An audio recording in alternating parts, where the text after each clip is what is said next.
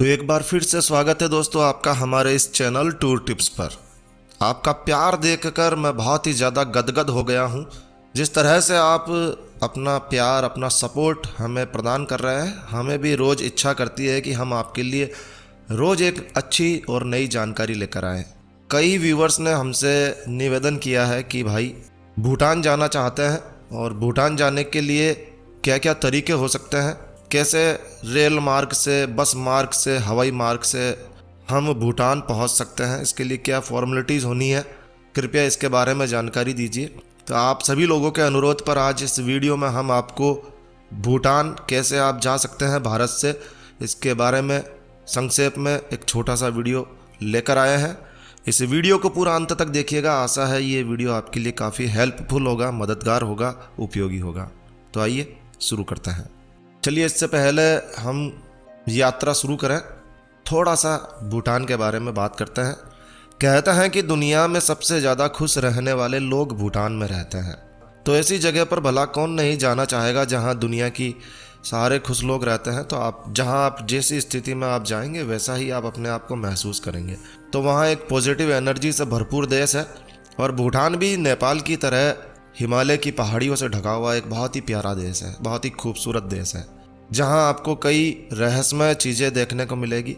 खूबसूरती, हिमालय की खूबसूरती देखने को मिलेगी। यदि आप पहली बार विदेश यात्रा करना चाहते हैं, बिल्कुल कम खर्च में विदेश यात्रा करना चाहते हैं, यदि आप हिमालय के हसीन नज़ारों को देखना चाहते हैं, तो भूटान ही वो देश है दोस्तों जहां आप घूमने के लिए जा सकते हैं। आपको ये जानकर भी अच्छा लगेगा कि भूटान ही विश्व का वो पहला एकमात्र देश है जो कि कार्बन का पूरी तरह से अवशोषण करने वाला देश बन चुका है। जी हाँ, भूटान में कार्बन का अवशोषण, यहाँ जितना कार्बन उत्पादित होता है उससे बहुत ज़्यादा, उसकी तुलना में बहुत अधिक है। चलिए सब्जेक्ट से भटक गए हैं, वापस सब्जेक्ट पर आते हैं।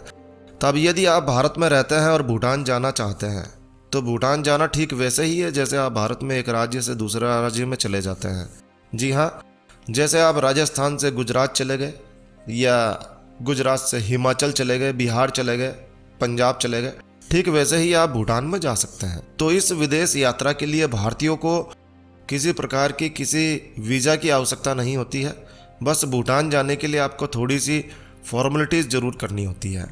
आपको यदि आप हवाई यात्रा से जा रहे हैं तो आपको पारो में इमिग्रेशन ऑफिस में जाना होता है और यहाँ ऑफिस में आपको भूटान का परमिट आसानी से मिल जाता है। वैसे ही आपको हर सीमा पर एक ऐसा इमिग्रेशन ऑफिस मिलेगा जहां से आपको परमिट लेना होता है। ये बहुत ही आसान सा तरीका है। आप अपनी आईडी दिखाइए, आधार कार्ड, वोटर आईडी, जो भी आपके पास आईडी है, सारी आईडी आप रखिए साथ में और आपको दिखानी होती है और आप परमिट ले सकते हैं। यहीं पर आप अपने भारतीय रुपयों को, भारतीय मुद्रा को भूटानी मुद्रा में बदलवा सकते हैं। और यदि आप कोई छोटी मोटी खरीदारी कर रहे हैं और भूटानी मुद्रा जिसे नोकतुम कहा जाता है, नोकतुम नहीं है तो आप भारतीय मुद्रा भी देंगे तो वो लोग ले लेते हैं। भारतीय मुद्रा की वहाँ बड़ी इज्जत है।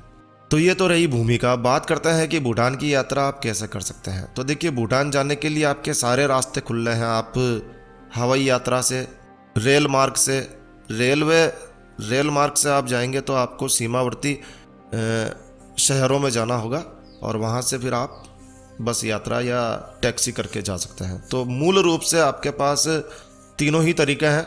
यदि आप रेल से जाना चाहते हैं तो उसका भी तरीका अभी आगे बताएंगे आपको। तो पहले बात करते हैं कि आप हवाई यात्रा से भूटान कैसे जा सकते हैं।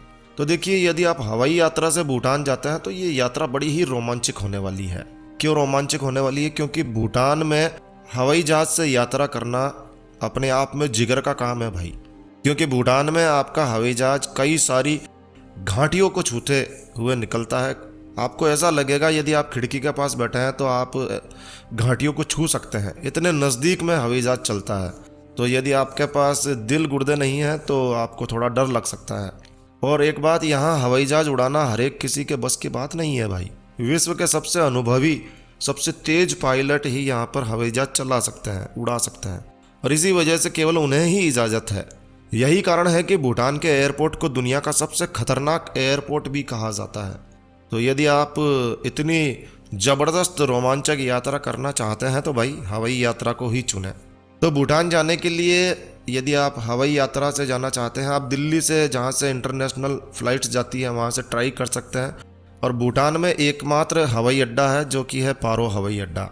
इसके लिए भूटान एयरलाइंस और ड्यूक एयर दो ही बेस्ट विकल्प हैं। अब यदि आप भारत से हवाई यात्रा करते हुए भूटान जाना चाहते हैं तो पहले आप कोलकाता चले जाइए या गुवाहाटी चले जाइए, ये आसान होगा। यहाँ से आपको ये दोनों एयरलाइंस आराम से मिल जाती है। तो आपको यहाँ से पारो के लिए भूटान के लिए उड़ान भरनी होगी। तो कोलकाता या गुवाहाटी से जा सकते हैं, दिल्ली से भी जा सकते हैं। अच्छा, आप कोलकाता से बस के द्वारा भी सीधे जो है भूटान जा सकते हैं। कोलकाता से बस के द्वारा जाने के लिए आपको फुएत सोलिंग के लिए बस मिल जाएगी। तो ये फुएत सोलिंग जो है मात्र 700 रुपये में आपको जो है कोलकाता से बस मिल जाती है, जो फुएत सोलिंग पहुंचा देती है भूटान में। ये बस लगभग 18 घंटे का समय लेती है और ये बसें रॉयल भूटानी सरकार के द्वारा चलाई जाती है। इसके अलावा यदि आप ट्रेन से जाना चाहते हैं तो ट्रेन से आप न्यू जलपाईगुड़ी पहुंच सकते हैं। यहाँ से सिलीगुड़ी पहुंच जाइए, 5-7 किलोमीटर दूर है स्टेशन, वहाँ से सिलीगुड़ी जाना है आपको। सिलीगुड़ी से आपको फुएत सोलिंग या जयगांव के लिए नियमित बसें मिल जाएगी, टैक्सीज मिल जाएगी। ये आपको 4 घंटे से भी कम समय में भूटान पहुँचा देगी। यानी कि आप न्यू जलपाईगुड़ी से सिलीगुड़ी पहुँच जाइए। और न्यू जलपाईगुड़ी एक बहुत ही बड़ा रेलवे स्टेशन है जो कि लगभग पूरे देश से जुड़ा हुआ है। भारत में हर जगह से, बड़े स्टेशन से आपको न्यू जलपाईगुड़ी के लिए ट्रेन मिल जाती है। तो ट्रेन से पहुंचना चाहते हैं तो न्यू जलपाईगुड़ी बेस्ट है, वहां से आप 4 घंटे में भूटान पहुंच सकते हैं। या फिर आप रेल से पश्चिम बंगाल में हासीमारा पहुंच सकते हैं। हासीमारा से फुएत सोलिंग की दूरी केवल 17 किलोमीटर है। तो भूटान पहुंचने के लिए यहाँ से बस या टैक्सी मिल जाती है। और सिलीगुड़ी से भी जयगांव के लिए सीधी शेयर टैक्सी आपको मिल जाती है और यहाँ से आप फुएत सोलिंग आराम से पहुँच सकते हैं। वहाँ जाकर आप परमिट बनवा लीजिए और अपनी करेंसी को चेंज करवा लीजिए। वैसे आपको बता दें कि भूटान की पर्यावरण और संस्कृति को सुरक्षित रखने के लिए, बनाए रखने के लिए वहाँ की सरकार ने पर्यटकों के लिए प्रति व्यक्ति रोजाना 14,264 रुपये का शुल्क लगा रखा है। जी हाँ, यदि आप भूटान में घूमना चाहते हैं तो 14,264 रुपये का शुल्क देना होता है पर्यटकों को। तो इस तरह से भूटान की यात्रा दुनिया की सबसे महंगी यात्रा हो जाती है। लेकिन घबराने की बात नहीं है, मुस्कुराइए, आप भारतीय हैं और आपके लिए ये 14,264 रुपये का शुल्क लागू नहीं है। भारत के अलावा सभी देशों पर यह शुल्क लागू है। तो आप मज़े से भूटान घूम सकते हैं। बस से मात्र आप कोलकाता से 800 रुपये में पहुंच सकते हैं और न्यू जलपाईगुड़ी आप पहुंच जाइए किसी भी स्टेशन से और वहां से आप मात्र 50-100 रुपये में भूटान पहुंच सकते हैं। और हवाई यात्रा का कोई निर्धारित प्राइस नहीं होता है, तो जिस दिन आप बुकिंग कराते हैं टिकट उस पर डिपेंड करते हैं। तो यदि आप रोमांचक यात्रा करना चाहते हैं, ज़बरदस्त यात्रा करना चाहते हैं, तो आप हवाई जहाज से यात्रा कीजिए भूटान की। ये थी भूटान पहुंचने से संबंधित सरल जानकारी। आशा है ये जानकारी आपको अच्छी लगी होगी, यूज़फुल लगी होगी, उपयोगी लगी होगी।